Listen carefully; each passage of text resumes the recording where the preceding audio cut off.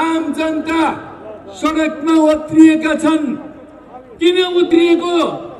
केपी ओलीले प्रतिगमन गरेको कारणले, देशलाई प्रतिक्रान्तिको दिशामा लगेको कारणले फेरि हामीले हाम्रो क्रान्तिका उपलब्धिहरूलाई 62-63 को जनक्रान्तिका उपलब्धिहरूलाई जोगाउनको निम्ति, रक्षा गर्नको निम्ति, हाम्रो संविधानको रक्षा गर्नको निम्ति, हाम्रो संसदको रक्षा गर्नको निम्ति आज आम जनता सडकमा उत्रिनु भएको छ। र यहाँ मात्रै होइन, आज सिङ्गो देशभरि नेपाली जनता फेरि एकपटक सडकमा उत्रनु भएको छ। कमरेडहरू, जबसम्म यो प्रतिगमन सकिँदैन, जबसम्म केपी ओलीले घुँडा टेक्दैनन् र जबसम्म हाम्रो संविधानको रक्षा हुँदैन, त्यति बेलासम्म हामीहरू कफन बाँधेर फेरि सडकमा उत्रेका छौं। हामी अगाडि बढ्छौं। आदरणीय दाजुभाइ दिदीबहिनीहरू, यो पार्टी 71 वर्षसम्मका हिउँद र बर्खाहरूमा खारिएको पार्टी हो। अनेकन घुमतिर मोडहरू पार गरेर आएको पार्टी हो। क्रान्ति र प्रतिक्रान्तिका अनेकन घुम्तीहरू पार गरेर आएको पार्टी हो। यो पार्टीका गौरवशाली नेता र कार्यकर्ताहरू, समर्थक र शुभेच्छकहरू आज हामी यहाँ भेला भएका छौं। आज सिङ्गो देशभरि हाम्रा पार्टीका शुभेच्छुक र समर्थकहरू, कमरेडहरू मैदानमा उत्रनु भएको छ। कमरेडहरू, किनभने 5 पुसका दिन केपी ओलीले हाम्रो प्रधानमन्त्रीको रूपमा आसीन केपी ओली जसलाई हामीले पार्टीबाट निष्कासन गर्ने निर्णय गरेका छौं। पार्टी अध्यक्षबाट त हटाइ नै सक्यौं हामीले। केपी ओली यो पार्टीको अध्यक्ष बन्न लायक रहेनछन्। केपी ओली विश्वासघाती रहेछन्। यो देशको कम्युनिस्ट आन्दोलनका घातक तत्व रहेछन्। त्यसकारणले हामीले यो पार्टीबाट निष्कासन गरेका छौं। अब केपी ओली कमरेड रहेनन्। कमरेड बन्नको लागि धेरै ठूला त्याग र तपस्या गर्नुपर्छ। आदरणीय दाजुभाइ दिदीबहिनीहरू, कम्युनिस्ट पार्टीमा प्रवेश गर्नको लागि शर्तहरू हुन्छन्, तर कम्युनिस्ट पार्टी कसैले छोड्न चाहन्छ भने कुनै शर्त छैन, भाग्न सक्छ। आज केपी ओली अरूलाई भगडा बन्दैछन्, तर केपी ओली यो पार्टीका भगडा हुन्, कम्युनिस्ट आन्दोलनका भगडा हुन्। आज केपी ओलीले यो पार्टीलाई आफै त्याग गरेका छन् र एउटा सानो गुट बनाएर पार्टीलाई चोइट्याएका छन्। आदरणीय दाजुभाइ दिदीबहिनीहरू, तपाई हामीलाई थाहा छ, रुख पनि बढ्दै गएपछि बोक्राहरू फ्याँक्छ, बाँसले पनि चिप्पिँदै गएपछि पट्यासहरू फ्याँक्छ। आज नेकपा बलियो भएर गएको छ, सुदृढ भएर गएको छ र यो पार्टीभित्र गलत तत्त्वहरू अट्न सक्दैनन्, बस्न सक्दैनन्। केपी ओलीले जुन खालका गलत र अपराधिक कामहरू गरे, प्रतिगामी काम गरे, प्रतिक्रान्तिकारी काम गरे, त्यसले गर्दा आफै पार्टीबाट भाग्नुपर्ने स्थिति आयो। तर अरूलाई भगडा भन्न अप्ठ्यारो लाग्दैन? उहाँलाई हामी सोध्न चाहन्छौं। आदरणीय दाजुभाइ दिदीबहिनीहरू, यो प्रतिगमन हो, तर केपी ओली के भन्दै हिँडेका छन् भने यो त राजनीतिक कदम हो। के कुनै देशको प्रधानमन्त्रीले अलग्गै संविधान भन्दा बाहिर गएर राजनीतिक कदम चाल्न सक्छ?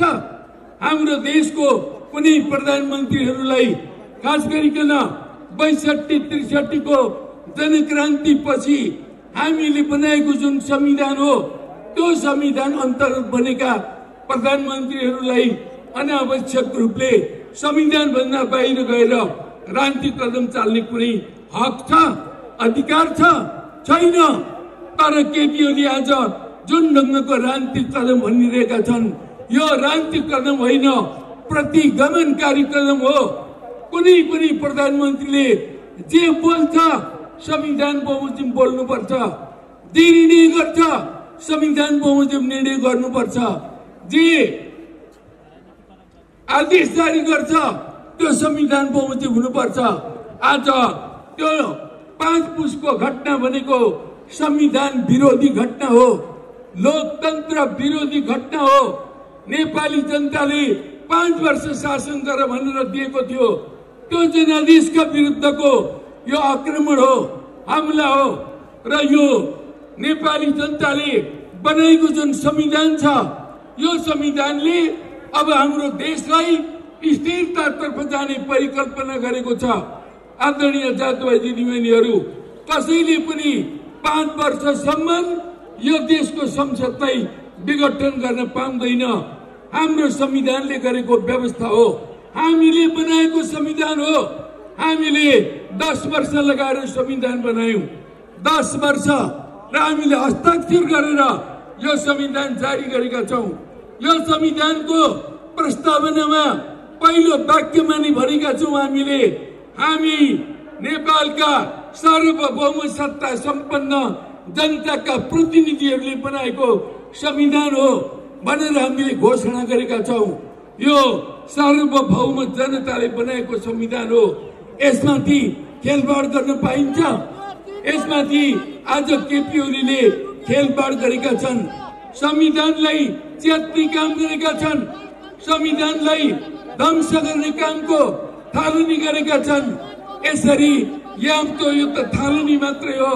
आदरणीय दाजुभाइ दिदीबहिनीहरू, भोलि गएर यो देशमा के हुन्छ हामी परिकल्पना मात्रै गर्न सक्छौं। यो थालनी प्रतिक्रान्तिको थालनी हो।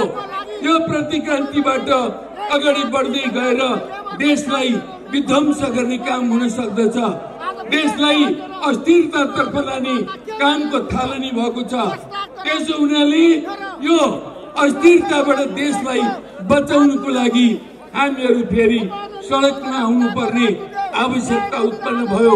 आदरणीय कमेडहरू, र अझै हामीलाई यस्तो खालको दुर्घटनातर्फ राष्ट्रलाई फसाएर अहिले पनि केपी ओली के भनिरहेका छन् भने यो नेपाल कम्युनिस्ट पार्टी चाहिँ यो बालुवाटारमा बसेका केही मानिसहरूको पार्टी हो, तर केही पार्टी नै आधिकारिक हो भनेर गफ गरेर हिँडिरहेका छन्, ठट्टा मजाक गरेर हिँडिरहेका छन्।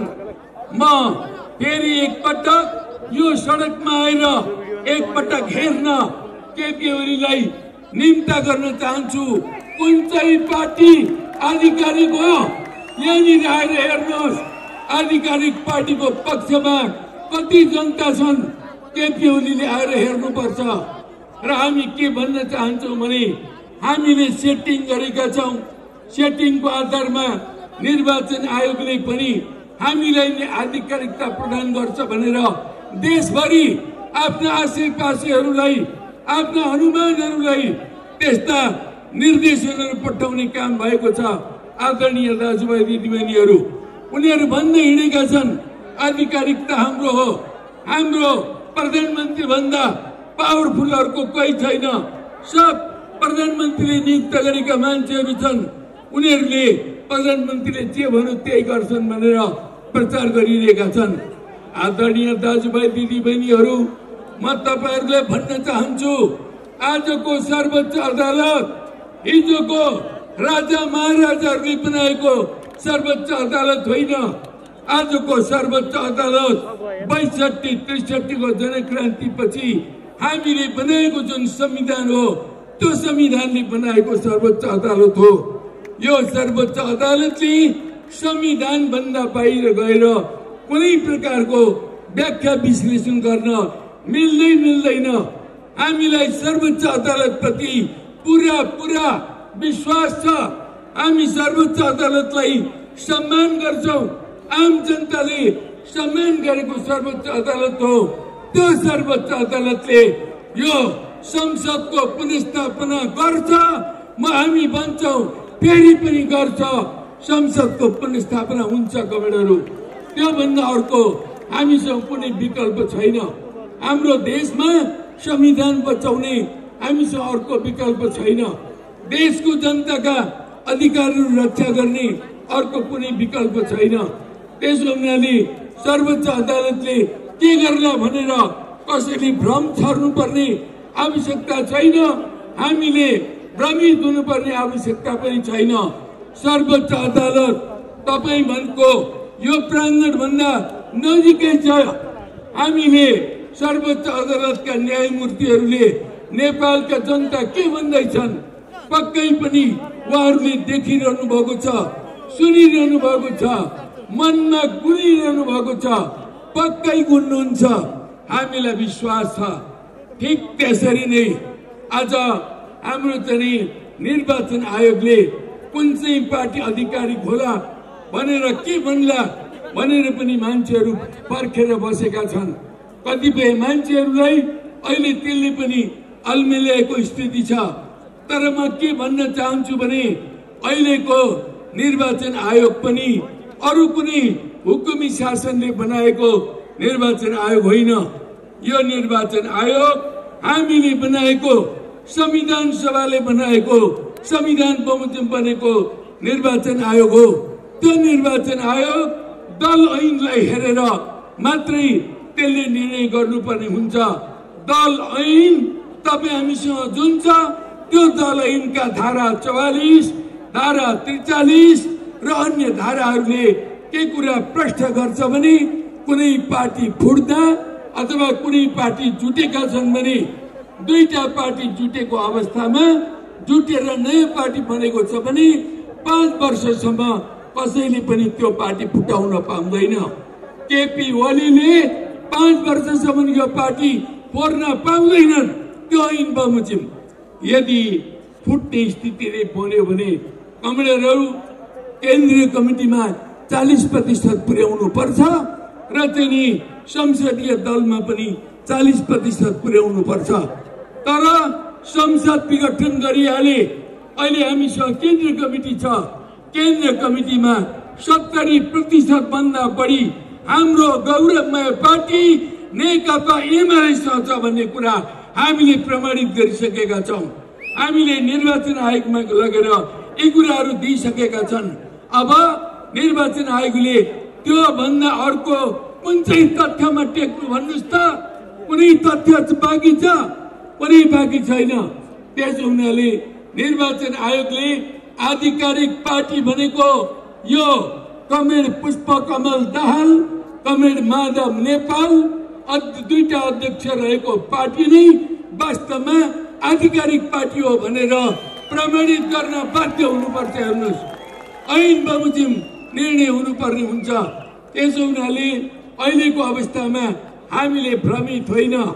तर पनि प्रतिक्रियावादीहरू षड्यन्त्र गर्दैछन्, प्रतिगामीहरू षड्यन्त्र गर्दैछन्। त्यसकारणले षड्यन्त्रसँग होशियार हुनुपर्छ। पुस 5 गतेको घटनाका दुईटा पाटाहरू छन्। एउटा संवैधानिक पाटो छ, संविधान मिचिएको छ। अर्को पाटो राजनीतिक पाटो छ। राजनीतिक रूपले प्रतिगमनतर्फ मुलुकलाई लगिएको छ। त्यसो हुनाले हामी राजनीतिक पाटोमा प्रतिगमनतर्फ देशलाई लगेको हुनाले, प्रतिक्रान्तितर्फ देशलाई लगेको हुनाले आज हामी सडकमा छौं। यो सडकको आवाज सबैले सुन्नुपर्छ। यो देशका सम्पूर्ण निकायहरूले सुन्नुपर्छ र यो सुनिन्छ भन्ने कुरामा हामीलाई विश्वास छ। त्यो आवाज के हो? जनता के भन्छन् यो घटनाको बारेमा? त्यो जनताको आवाजलाई दिनुको लागि आज हामी मैदानमा छौं। आदरणीय दाजुभाइ दिदीबहिनीहरू, यसरी नै अरू पार्टीहरू पनि, नेपाली कांग्रेस पनि कुनै न कुनै रूपमा अहिले मैदानमा छ। जनता समाजवादी पार्टी पनि मैदानमा छ। अरू सबै पार्टीहरू मैदानमा छन्। हामी अलग अलग हिँडेर पनि एक ठाउँमा प्रहार गरिरहेका छौं। निरङ्कुशतामाथि प्रहार गरिरहेका छौं। हामी प्रतिगमनमाथि प्रहार गरिरहेका छौं। यो प्रहारलाई दृढतापूर्वक हामीहरू अगाडि बढाउँ र साथसाथै हामी अब जनवादी क्रान्ति यो देशमा सकेर हामी समाजवादतर्फ अगाडि बढेका हौं। हामीले समाजवादको भविष्य निर्माण गर्नुपर्छ। नयाँ सुन्दर प्रगतिशील न्यायपूर्ण समाज हामीले एउटा चाहिँ लोकतान्त्रिक निर्माण समाजको निर्माण गर्नुपर्छ, समाजवादको निर्माण गर्नुपर्छ। त्यो बाटो लामो छ, उकालो छ, तर धेरै कठिन छैन। हामी हिँड्न सक्छौं। हामी एकताबद्ध भयौं भने हामी साथी नै सुखी नेपाली समृद्ध नेपाल निर्माण गर्न सक्छौं। समाजवाद बाहेक अरू कहीँबाट पनि हामी सुखी नेपाली र समृद्ध नेपाल निर्माण गर्न सक्दैनौं। त्यसकारणले त्यो उज्जवल भविष्यतर्फ जानको लागि हामीले अहिले संसदको पुनर्स्थापना गर्नु जरुरी छ। हामीले संविधानको रक्षा गर्नु जरुरी छ। त्यो दिशामा दृढतापूर्वक नेपाली जनताको एकतालाई अझ सुदृढ बनाउँदै, अझ व्यापक बनाउँदै राष्ट्रव्यापी एकता निर्माण गरेर हामीहरू अगाडि बढौं भनेर म जोरदार आग्रह गर्दै कमेडहरूसँग बिदा हुन चाहन्छु। लाल सलाम, लाल सलाम।